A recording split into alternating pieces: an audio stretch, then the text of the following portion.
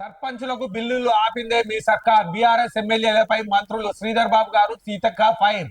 సర్పంచుల ఆత్మహత్యలకు బీఆర్ఎస్ కారణమని మండిపాటు. పంచాయతీరాజ్ పెండింగ్ బిల్లులపై సభలో వాడి వేడి చర్చ.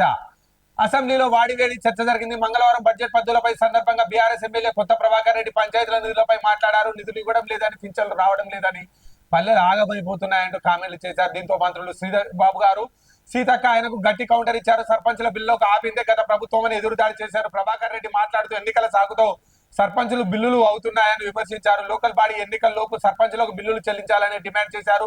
తమ ప్రభుత్వం బడ్జెట్ లో పంచాయతీరాజ్ నిధులకు ఎప్పటికప్పుడు పెంచుకుంటూ పోతే కాంగ్రెస్ ప్రభుత్వం తగ్గిస్తుందని ఆరోపించారు. కేవలం 700 కోట్లే కేటాయించారని ఎలా సరిపోతాయని ప్రశ్నించారు. 1100 కోట్లు ఇప్పటికే పెండింగ్ ఉన్నాయని వాటిని ఎలా ఇస్తారని అడిగారు. కాంగ్రెస్ ప్రభుత్వంలో పల్లెలు ఏడుస్తున్నాయని, అందరికి ఫండ్స్ ఆపేశారని, 8 నెలలుగా ₹1 రాలేదన్నారు. స్కూల్లో పారిశుద్ధ్యం లేదని, వాటిని పట్టించుకోవడం లేదని విమర్శించారు.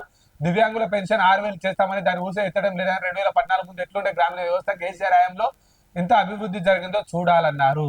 ఇకపోతే సర్పంచులకు నిధులు ఆపిందే బీఆర్ఎస్ సర్కార్. శ్రీధర్ బాబు గారు సర్పంచులకు పెండింగ్ బిల్లులు చెల్లించకుండా వారి ఆత్మహత్యలకు కారణమైందే బీఆర్ఎస్ సర్కార్ అని మంత్రి శ్రీధర్ బాబు గారు అన్నారు. పెండింగ్ బిల్లులు ఇవ్వట్లేదన్న ప్రభాకర్ రెడ్డి వ్యాఖ్యలకు ఆయన ఘాటుగా కౌంటర్ ఇచ్చారు. సర్పంచులకు 5 నుంచి 50 లక్షల వరకు అప్పులు తెచ్చి గ్రామాల్లో పనులు చేయించారు. బిల్లులు పెట్టుకుంటే కొన్ని కూడా చెల్లించలేదు.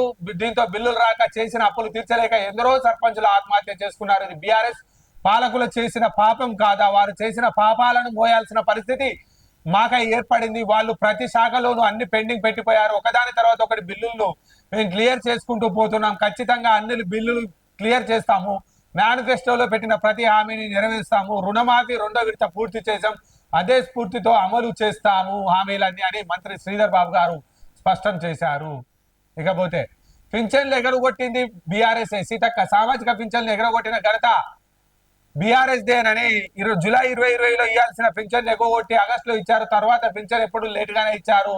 ప్రతి నెల పింఛన్ ఇస్తున్నాం. కాస్త వెనుక ముందు అయినా అందరికీ చెల్లిస్తున్నాం. పంచాయతీలకు 370.80 కోట్ల బిల్లులు రిలీజ్ చేశాం.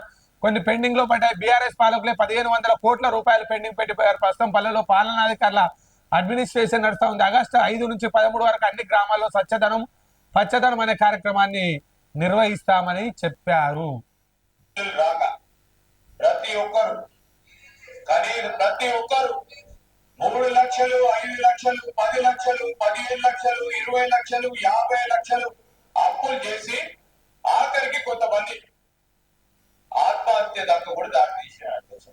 ఈరోజు మేము అన్నింటినీ కూడా సవరణ చేయడానికి గవర్నమెంట్ అంటే మీరు చేసిన పాపం కూడా మేము మోయాల్సి వస్తుంది.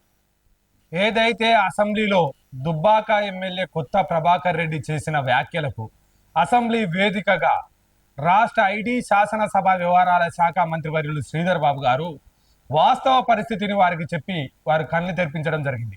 ఏదైతే సర్పంచులు 3 లక్షలు, 5 లక్షలు, 10 లక్షలు, 15 లక్షలు, పెద్ద పెద్ద గ్రామ పంచాయతీలు అయితే 50 లక్షల రూపాయల వరకు గత బీఆర్ఎస్ సర్కార్లో పాలనా విభాగంలో బిల్లులు రాక ఆత్మహత్యలు చేసుకున్న పరిస్థితి, తాలిబొట్లు అమ్ముకున్న పరిస్థితి జరిగింది. మీరు చేసిన పాపాలను కూడా మేము సవరించే ప్రయత్నంలో ఉన్నాం. ఆర్థిక ఇబ్బందులు పెట్టి ప్రభుత్వం మందగమనంలో ఉన్నప్పటికీ కూడా అన్ని వర్గాలను కాపాడుకునే ప్రయత్నం చేస్తున్నామని చెప్పి శాసనసభ వేదికగా శాసనసభ వ్యవహారాల శాఖ మంత్రి వర్యులు శ్రీధర్ బాబు గారు చెప్పడం జరిగింది.